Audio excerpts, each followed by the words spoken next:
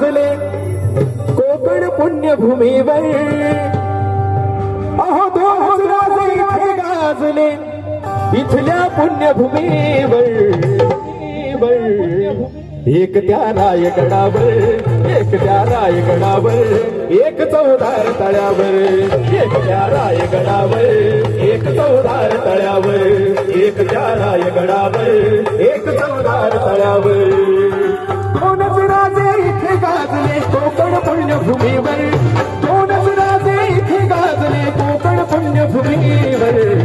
एक त्या रायगडावर, एक त्या रायगडावर, एक चौदार तळ्यावर, एक त्या रायगडावर, एक चौदार तळ्यावर, एक त्या रायगडावर, एक चौदार तळ्यावर।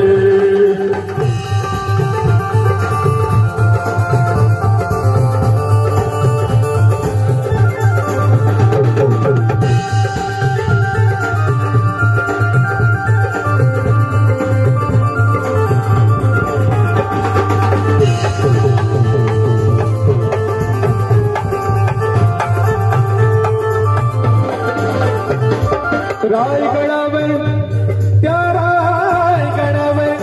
रायगडावर शिवरायांचा राज्याभिषेक झाला, राज्याभिषेक झाला, राज्याभिषेक झाला। शिवरायांचा राज्याभिषेक रायगडावर झाला, बरोबर। त्याच्यामुळे कवी खूप छान लिहितात की हे रायगड महाड पहाडी चोटी पर, म्हणजे बाबासाहेब शिवाजी महाराजांच्या काळात असते किंवा शिवाजी महाराज जर बाबासाहेबांच्या काळात असते तर काय संकल्पना केली असते, बरोबर। जर बाबासाहेबांच्या काळात छत्रपती शिवाजी महाराज असते तर काय कल्पना केली असती की है रायगढ़ महाड़ की पहाड़ी चोटी पर लगता है देखते थे वहां से ये मंजर, अरे पानी के लिए लड़ रहा है कोई शेर बहादुर। तब राजा शिवाजी बोले वाह वाह रे अम्बेडकर, वाह वाह रे अम्बेडकर।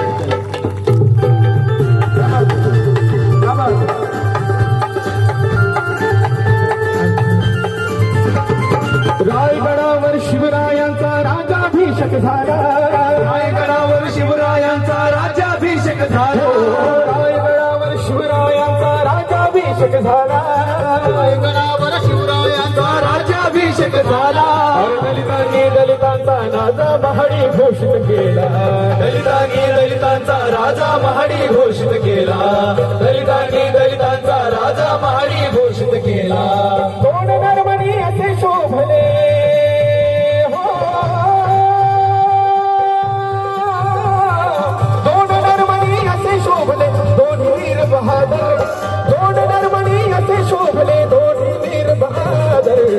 एक त्या रायगडावर, एक त्या रायगडावर, एक चौदार तळ्यावर, एक त्या रायगडावर, एक चौदार तळ्यावर, एक त्या रायगडावर, एक चौदार तळ्यावर।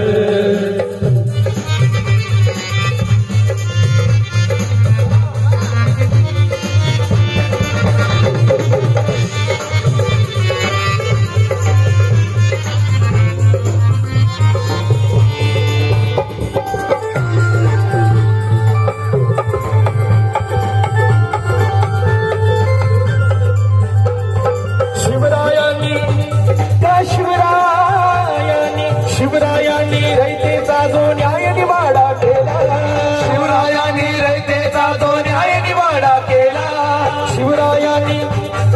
शिवरायांनी रयतेचा जो न्याय निवाडा केला। बांधवांनो, एक थोडीशी कल्पना करूयात आपण की छत्रपती शिवाजी राजांनी जर त्या काळात तलवार उचलली नसती तर काय झालं असतं। मला उत्तर तुमच्याकडून अपेक्षित आहे, काय झालं असतं एक थोडीशी कल्पना करूयात आपण। काय झालं असतं, आपण कोणाच्या तरी गुलाम असतो, मोगलांचे म्हणा, पोर्तुगीजांचे म्हणा, डचांचे म्हणा, इंग्रजांचे म्हणा, बरोबर। परंतु महाराजांनी त्या काळाची गरज ओळखली आणि हातामध्ये तलवार उचलली आणि तुम्हाला आम्हाला सन्मानाचं स्वराज्य स्थापन करून दिलं, बरोबर। त्या शिवरायांसाठी जोरदार टाळ्या झाल्या आणि तोच आदर्श बाबासाहेबांनी पुढच्या काळात डोळ्यासमोर लिहिला। बघा, एकीकडे तलवार आहे, एकीकडे लेखणी आहे, दूर दूरपर्यंत संबंध नाही पण संबंध आहे, कारण त्या काळात तलवार गरजेची होती आणि या काळात लेखणी गरजेची होती। एक जोरदार टाळ्या या दोन्ही महापुरुषांनी। शिवरायांनी रयतेचा जो न्याय निवाडा केला,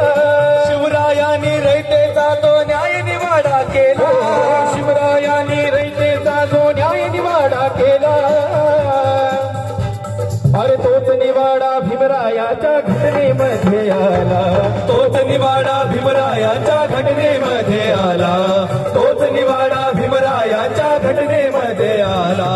परंपरेला प्रताप सिंह,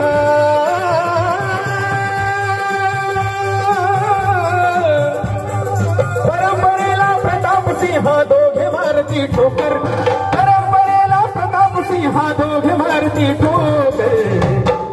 दोघांनी परंपरेला ठोकर मांडलेली, बरोबर.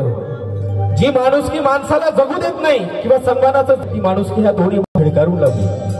महाकवी वामनदादा कर्डक खूप छान लिहित असताना की शिवरायांचं होतं. वामनदादा कर्डक लिहितात की शिवरायांच्या राज्यामध्ये नव्हती कसली वाण.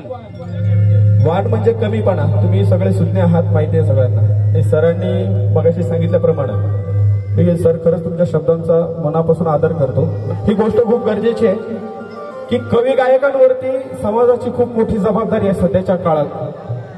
कुठलाही कार्यक्रम असेल, शिवजयंती असेल, भीमजयंती असेल, अण्णाभाऊ साठे जयंती असेल, फुले जयंती असेल, त्या कार्यक्रमांमधून होतं हे आमची तपासण्याची गरज आहे, बरोबर. आपण कुणाला बोलवतोय, कसं बोलवतोय, किंवा तो व्यक्ती तिथे काय प्रेझेंट करतोय. आजकाल आपण गाणे बघतोय दादा, बऱ्याच प्रमाणात गाणे बघतोय. बाबासाहेबांच्या सुटावर गाणे, बाबासाहेबांच्या बुटावर गाणे, बाबासाहेबांच्या पेनावर गाणे, बाबासाहेबांच्या कोटावर गाणे. पण हे कधी घेणार आहेत आपण, बरोबर आहे ना. पलीकडे कधी जाणार आहेत. आमच्या संभाजीनगरला 14 ऑक्टोबरला सगळ्यांना माहिती आहे नामविस्तार दिन आहे, बरोबर. आमचे बांधव तिथे लाखो प्रमाणात सगळ्या बाहेर खारेपोळी, फुटाणे वगैरे सगळ्या गोष्टी खरेदी करून जल्लोष म्हणून अलीकडूनच येतात. मग विद्यापीठात कोणी जायचं, मध्ये जाऊन शिक्षण कोणी जायचं, मध्ये होऊन अधिकारी कोणी व्हायचं.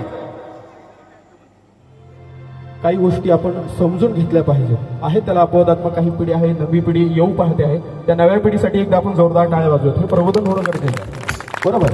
आणि वामनदादा लिहितात की शिवरायांच्या राज्यामध्ये नव्हती कसली वाण, अरे एकोप्याने नांदत होते हिंदू मुसलमान.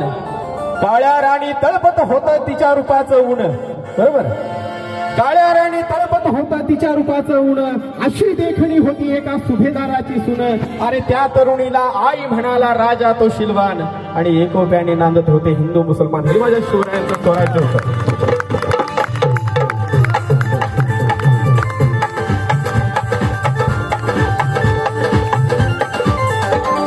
शिवरायांनी रयतेचा जो न्याय निवाडा केला, शिवरायांनी रयतेचा जो न्याय